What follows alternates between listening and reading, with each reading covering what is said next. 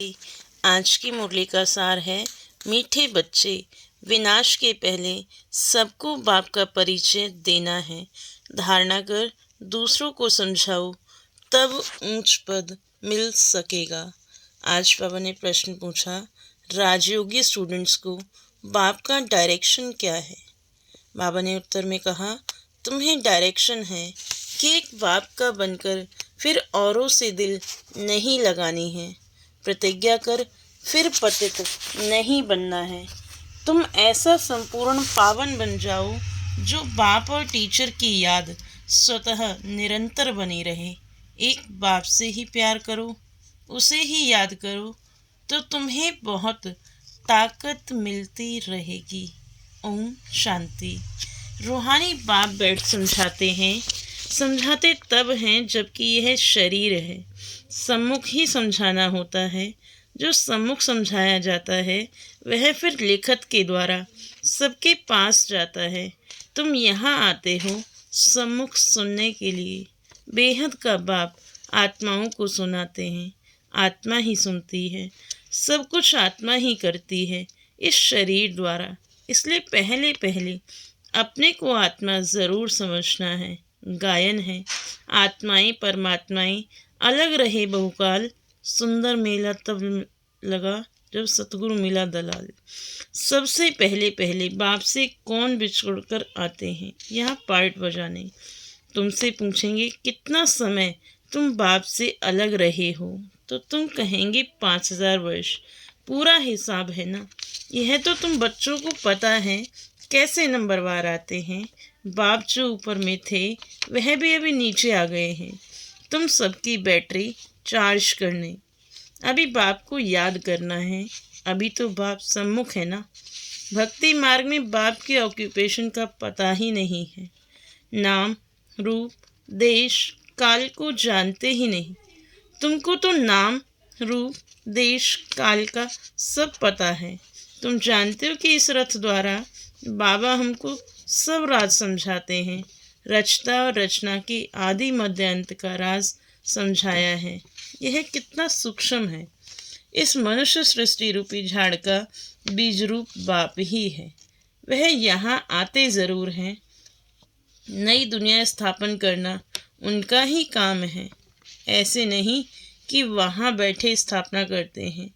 तुम बच्चे जानते हो बाबा इस तन द्वारा हमको सम्मुख समझा रहे हैं। यह भी बाप का प्यार हुआ ना। और कोई को भी उनकी बायोग्राफी का पता नहीं है। गीता है आदि सनातन देवी धर्म का शास्त्र। यह भी तुम जानते हो। इस ज्ञान के बाद है विनाश। विनाश ज़रूर होना है। और जो भी धर्म स्थापक आते हैं उनके आने पर विनाश नहीं होता। विनाश का टाइम ही यह है। इसलिए तुमको जो ज्ञान मिलता है वह फिर खलास हो जाता है। तुम बच्चों की बुद्धि में यह सब बातें हैं।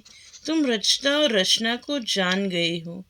हैं दोनों अनादि जो चले आते हैं। बाप का पार्ट ही है संगम पर आने का। भक्ति आधा कल्प चलती है, ज्ञान नहीं चलता। ज्ञान का वर्षा आधा कल्प के लिए मिलता है। ज्ञान तो एक ही बार सिर्फ संगम पर मिलता है। यह क्लास तुम्हारा एक ही बार चलता है। यह बातें अच्छी रीति समझकर फिर औरों को समझाना भी है। पद का सारा मदार है सर्विस करने पर। तुम जानते हो पुरुषार्थ कर अब नई दुनिया में जाना है। धारणा कर और दूसरों को समझाना है। इस पर ही तुम्हारा पद है। विनाश होने के पहले सबको बाप का परिचय देना है और रचना के आदि मध्य अंत का परिचय देना है। तुम भी बाप को याद करते हो कि जन्म जन्मांतर के पाप कट जाएं। जब तक बाप पढ़ाते रहते हैं याद ज़रूर करना है। पढ़ाने वाले साथ योग तो रहेगा ना। टीचर पढ़ाते हैं तो उनके साथ योग रहता है। योग बिगर पढ़ाएंगे कैसे। योग अर्थात पढ़ाने वाले की याद। यह बाप भी है, टीचर भी है, सतगुरु भी है। तीनों रूप में याद करना पड़ता है। यह सतगुरु तुम्हें एक ही बार मिलता है। ज्ञान से सदगति मिली, बस फिर गुरु की रस्म ही खत्म। बाप टीचर की रस्म चलती है, गुरु की रस्म खत्म हो जाती है। सदगति मिल गई ना। निर्वाण धाम में तुम प्रैक्टिकल में जाते हो, फिर अपने समय पर पार्ट बजाने आएंगे। मुक्ति जीवन मुक्ति दोनों तुमको मिल जाती है।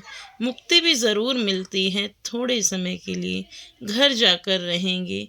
यहाँ तो शरीर से पार्ट बजाना पड़ता है, पिछाड़ी में सब पार्टधारी आ जाएंगे। नाटक जब पूरा होता है तो सब एक्टर्स स्टेज पर आ जाते हैं। अभी भी सब एक्टर्स स्टेज पर आकर इकट्ठे हुए हैं। कितना घोर घमसान है। सत्ययुग आदि में इतना घोर घमसान नहीं था। अभी तो कितनी अशांति है। तो अब जैसे बाप को सृष्टि चक्र की नॉलेज है, तो बच्चों को भी नॉलेज है। बीज को नॉलेज है ना, हमारा झाड़ कैसे वृद्धि को पाकर फिर खत्म होता है। अभी तुम बैठे हो नई दुनिया की सैपलिंग लगाने, अथवा आदि सनातन देवी देवता धर्म का सैपलिंग लगाने। तुमको पता है कि इन लक्ष्मी नारायण ने राज्य कैसे पाया। तुम जानते हो कि हम अभी नई दुनिया का प्रिंस बनेंगे। उस दुनिया में रहने वाले सब अपने को मालिक ही कहेंगे ना, जैसे अभी भी सब कहते हैं भारत हमारा देश है। तुम समझते हो कि अभी हम संगम पर खड़े हैं, शिवालय में जाने वाले हैं। बस अभी गए कि गए, हम जाकर शिवालय के मालिक बनेंगे। तुम्हारी एम ऑब्जेक्ट ही यह है। यथा राजा रानी तथा प्रजा, सब शिवालय के मालिक बन जाते हैं। बाकी राजधानी में भिन्न भिन्न स्टेटस तो होते ही हैं।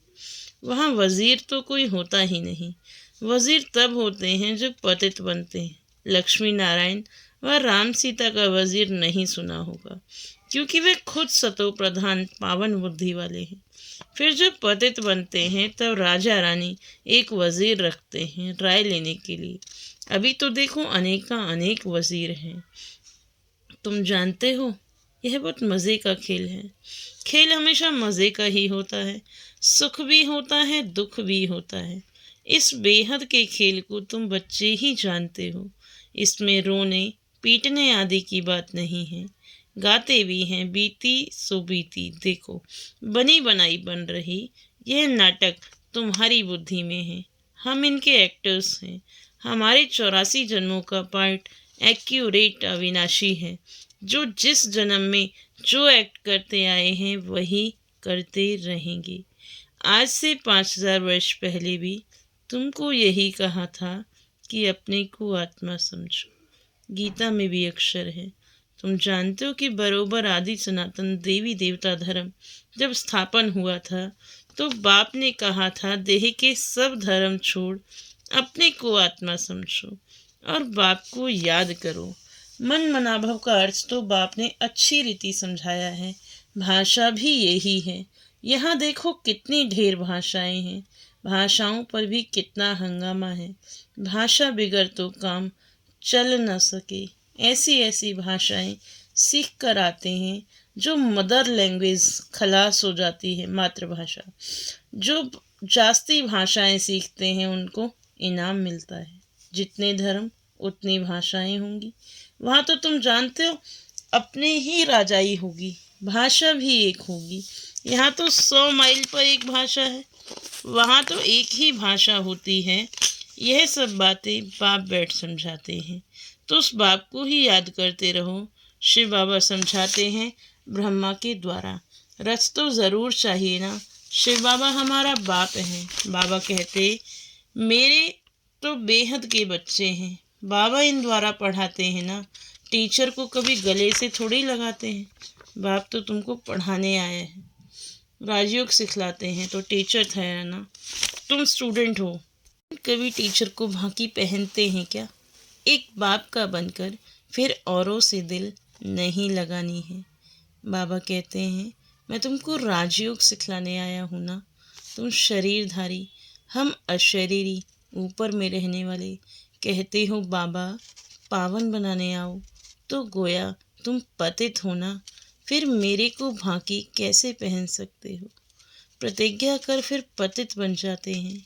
जब एकदम पावन बन जाएंगे पिछाड़ी में फिर याद में भी रहेंगे। टीचर को गुरु को याद करते रहेंगे। अभी तो छीछी बन गिर पड़ते हैं।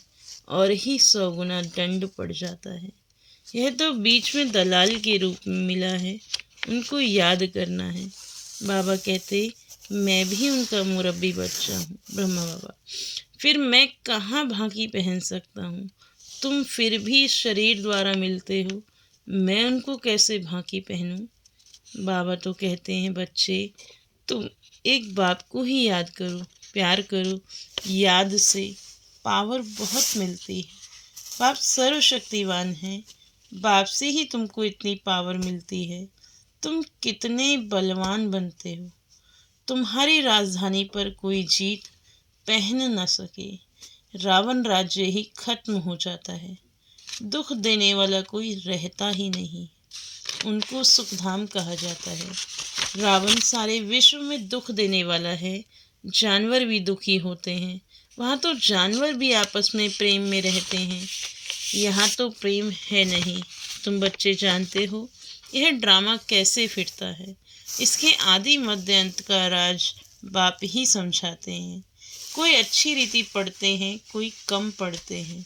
पढ़ते तो सब है ना, सारी दुनिया भी पढ़ेगी, अर्थात बाप को याद करेगी।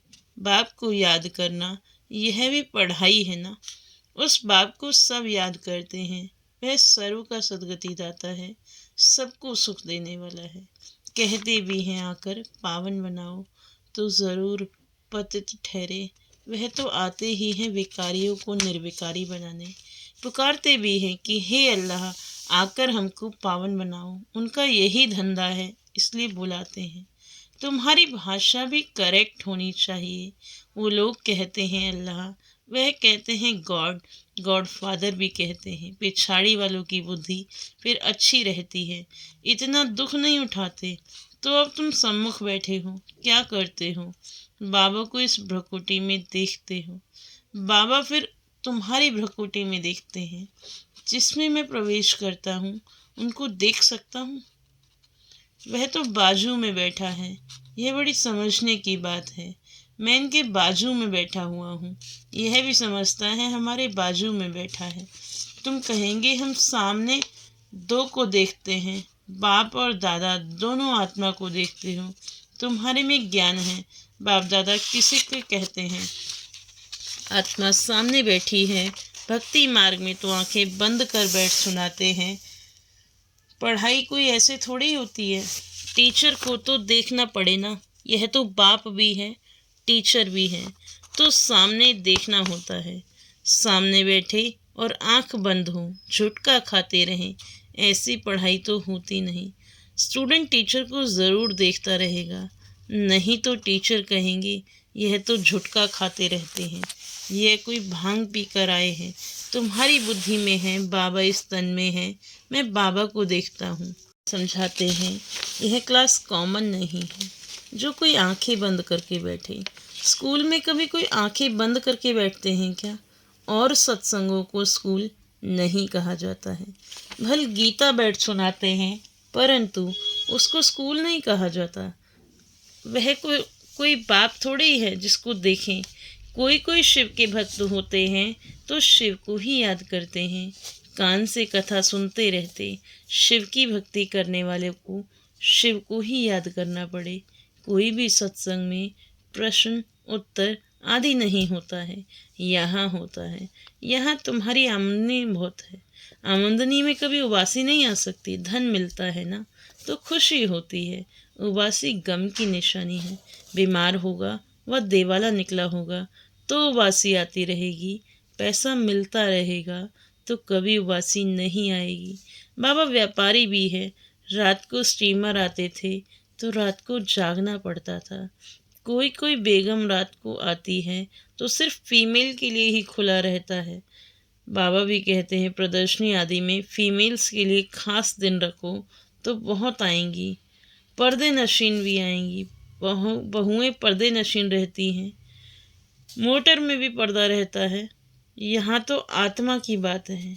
ज्ञान मिल गया तो पर्दा भी खुल गया। सतयुग में पर्दा आदि नहीं होता। यह तो प्रवृत्ति मार्ग का ज्ञान है ना। अच्छा, मीठे मीठे सिकिलदे बच्चों प्रति माता पिता बाप दादा का याद प्यार और गुड मॉर्निंग। रूहानी बाप की रूहानी बच्चों को नमस्ते। हम रूहानी बच्चों की रूहानी बाप को नमस्ते नमस्ते। शुक्रिया बाबा, शुक्रिया। धारणा के लिए मुख्य सार है, पहली पॉइंट, यह खेल बड़े मज़े का बना हुआ है। इसमें सुख और दुख का पार्ट नोंदा हुआ है, इसलिए रोने पीटने की बात नहीं। बुद्धि में रहे, बनी बनाई बन रही, बीती का चिंतन नहीं करना है। दूसरे पॉइंट, बाबा ने कहा यह कॉमन क्लास नहीं है, इसमें आंखें बंद करके नहीं बैठना है, टीचर को सामने देखना है, उबासी आदि नहीं लेनी है, उबासी गम की निशानी है। आज का वरदान है, संतुष्टता के 3 सर्टिफिकेट ले, अपने योगी जीवन का प्रभाव डालने वाले सहज योगी भव। संतुष्टता योगी जीवन का विशेष लक्ष्य है। जो सदा संतुष्ट रहते और सर्व को संतुष्ट करते, उनके योगी जीवन का प्रभाव दूसरों पर स्वतः पड़ता है। जैसे साइंस के साधनों का वायुमंडल पर प्रभाव पड़ता है, ऐसे सहज योगी जीवन का भी प्रभाव होता है। योगी जीवन के 3 सर्टिफिकेट हैं, एक स्व से संतुष्ट, दूसरा बाप से संतुष्ट और तीसरा लौकिक अलौकिक परिवार संतुष्ट। आज का स्लोगन है, स्वराज्य का तिलक, विश्व कल्याण का ताज और स्थिति के तखत पर विराजमान रहने वाले ही सच्चे राजयोगी हैं। ओम शांति, ओम शांति।